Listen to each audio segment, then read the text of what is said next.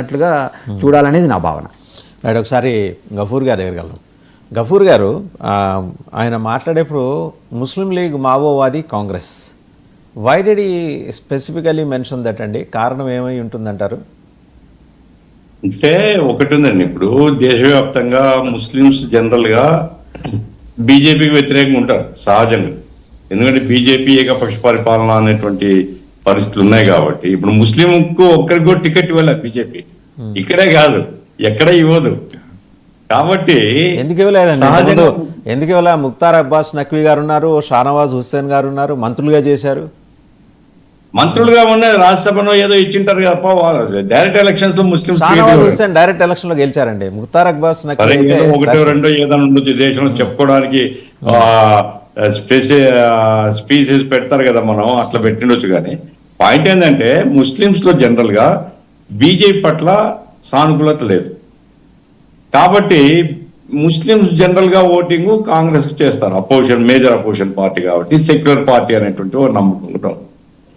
ఇప్పుడు మావోయిస్టులతో పోలుస్తున్నాడు ముస్లిం లీగ్ మావోయిస్టులు వాళ్ళు ఏం చేశారు? మావోయిస్టుల పట్ల ఇప్పుడే చంపుతున్నారు, అందరినీ వరుస పెట్టి చంపుతున్నారు.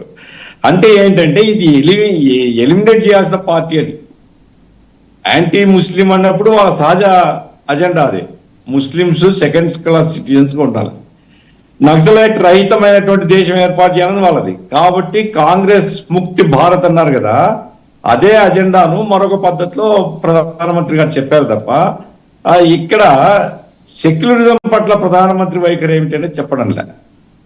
సెక్యులర్ నినాదాన్నే వాళ్ళు అంగీకరించారు, సెక్యులర్ అనే పదం పట్లనే వాళ్ళకి డిఫరెన్స్ ఉంది. ఈ దేశాన్ని సమైక్యంగా ఎట్లా పెట్టాలా అనేటువంటిది వాళ్ళ దగ్గర అజెండా లేదు, మా ఆధిపత్యంలో మిగతా ప్రజలు ఉండాలా అనేటువంటి భావన.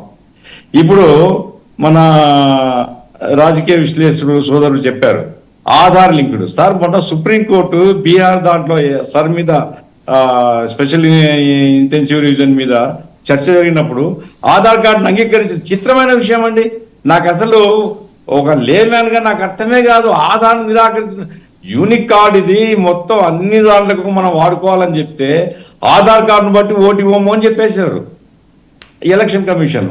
అంటే ఏమి, election commission hand you glove with some parties ఏమి ruling party in the centre.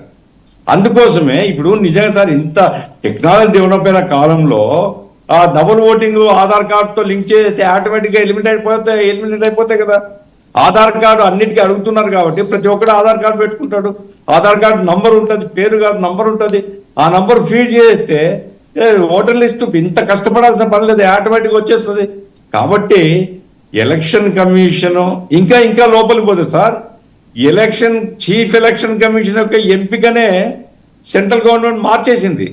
అంటే ఈ కుట్ర, ఎన్నికల్ని తొట్టడం చేయనటువంటి కుట్ర చాలా అది చాలా లోతుల్లో ఉంది.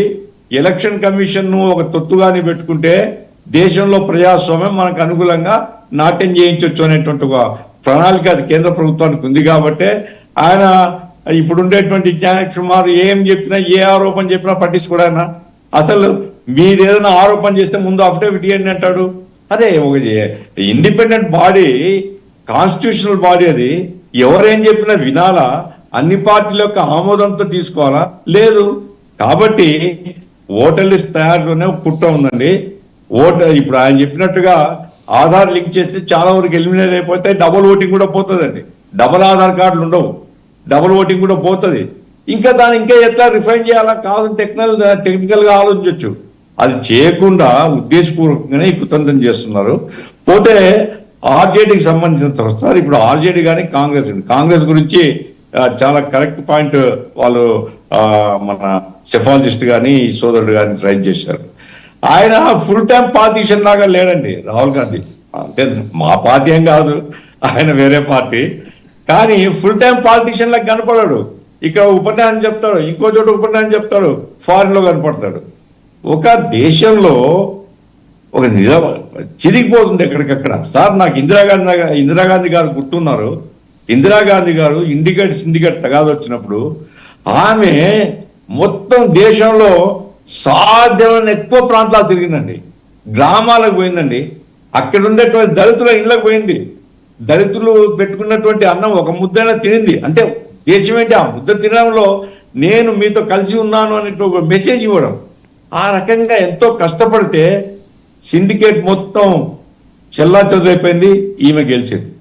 ఈరోజు బీజేపీ మొత్తం కాంగ్రెస్ ముక్త భారత్ అనేటువంటి ఒక పెద్ద పిలుపుతో కాంగ్రెస్ని ఎలిమినేట్ చేస్తుంటే మరి ఆ సీరియస్నెస్ నాకేం కనపడలే. బహుశా నేను ముస్లింలోగా ఎప్పుడైనా మోడీ ఎట్లా ఉండడు కదా, ఎంతో కాలం ఉండడు కదా, నేనే కదా ఆల్టర్నేటివ్ అనుకుంటున్నాడు ఏమో ఆయన.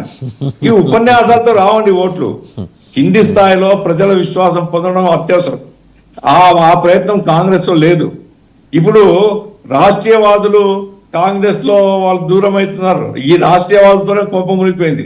కాంగ్రెస్ పతనమైంది వాళ్ళతోనే. ఆధిపత్యం మా చేతిలో ఉండాలా, ఇష్టం వచ్చినట్టు. అవినీతి ఆరోపణలు ఎంత తీవ్రంగా ఉన్నాయండి 2004లో. కాబట్టి యంగ్ టీంను తయారు చేసుకొని జనంలోకి పోతే జనం విశ్వాసం పొందుతారు. ఒక్కోరు ఇప్పుడు ఆంధ్రప్రదేశ్ ఉందండి, ఆంధ్రప్రదేశ్లో కాంగ్రెస్ చచ్చిపోయింది. దాన్ని లేపడానికి సంబంధించిన ప్రయత్నమే లేదు. ఒక ఆమె గబ్బ చెప్పారు, ఆమె ఇంకోటి కలిసి ఇంకోటి అంటే రాజకీయంగా వాళ్ళు ఏం చెప్తే చేస్తుంది. కాబట్టి కాంగ్రెస్ను బతికించుకోవాలనేటువంటి ప్రయత్నం రాహుల్ గాంధీలో లేదు. ఆర్జేడీ ఆధిపత్యం మాకే ఉండాలనేటువంటి ఆ పట్టు వాళ్ళతో ఉంది. వాళ్ళకు ఓట్లు వచ్చాయి. యాదవ్ కమ్యూనిటీ ఇప్పుడు కూడా కన్సాలిడేట్ అయి ఉంది. కానీ మిగతా కమ్యూనిటీ సపోర్ట్ లేకుండా ఉత్త యాదవ్ ఓటుతో గెలవలేమనేది వాళ్ళు గ్రహించాలా. ఇక లాస్ట్ పాయింట్ సార్ నేను చెప్పేది ఎంఐఎం పట్ల. ఎంఐఎంతో ఎందుకు కలుపుకొని పోలేదని సార్. ఎంఐఎం వాళ్ళంటే కాంగ్రెస్ పాయింట్ ఆఫ్ వ్యూ నాకు తెలిసినంత నేను చెప్తున్నాను. ఎంఐఎం అనేది బీజేపీ ఆర్ఎస్ఎస్ ఎట్లాడదో ముస్లిమ్స్ను ప్రోకేట్ చేయడంలో వీరు కూడా అయితే, ముస్లిమ్స్ను బాగా మత భావాలతో రెచ్చగొడితే హిందూ కన్సాలిడేషన్కు ఉపయోగపడుతుంది. కాబట్టి మనం హిందూ కన్సాలిడేషన్ అవసరం లేదు, ముస్లిం కన్సాలిడేషన్ అవసరం లేదు అనేటువంటి పాయింట్ ఆఫ్ వ్యూతో correct point of view sir. నా అభిప్రాయంలో ముస్లిం కన్సాలిడేషన్ కూడా మంచిది దేశానికి. కాబట్టి ఎంఐఎం దూరం పెడుతున్నారు. కానీ అదే సమయంలో అక్కడ లోకల్గా ఉండేటువంటి ముస్లిం నాయకులను ఎంకరేజ్ చేసి వాళ్ళకి టికెట్లు ఇచ్చి వాళ్ళను సెక్యులర్ అజెండాతో కలుపుకొని ఉంటే సీమాంచల్ ప్రాంతంలో వాళ్ళకు ఓట్లు పెరిగేటివి. ఏమైనా ఆ స్ట్రాటజీ లేదు. ఆయన యాదవ్ యాదవ్ యాదవ్ యొక్క ఫీలింగ్తోనే ఆయన ఉన్నాడు. యాదవ్తో పాటుగా దళిత్ అండ్ అప్రెస్డ్ క్లాసెస్ ప్రధానంగా ముస్లిమ్స్ కనుక కలుపుకుని ఉంటే ఇప్పుడు నుంచి ఆ ప్రయత్నం చేస్తే రేపు ఫ్యూచర్లోనే ఉంటుంది. ముస్లిం ఈ ఎంఐఎం మాత్రం సార్ నేను 100% చెప్తున్నాను సార్, it is a B team of BJP sir. నేను గ్యారంటీగా చెప్తున్నాను, it is a B team of BJP. వాళ్ళతో దూరంగా ఉండడం మంచిది. అండ్ ఒకసారి ఇంద్రనీల్ గారి దగ్గరికి వెళ్ళే ముందు ఇంకొక పాయింట్ సార్.